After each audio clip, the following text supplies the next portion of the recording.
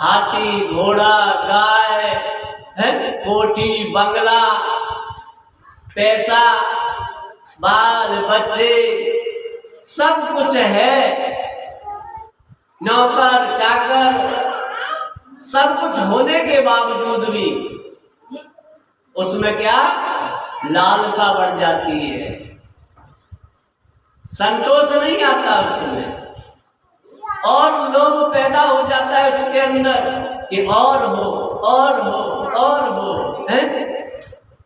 और जिस मनुष्य के अंदर संतोष रूपी धन आ जाता है तो सारा धन धूल के समान नजर आता है। बोले ये कुछ भी नहीं है, जब मुझे कुछ लेके ही नहीं जाना है तो फिर ये मेरे क्या काम का? मेरे काम का है नाम है, ईश्वर का नाम, भजन करो, नाम जपो।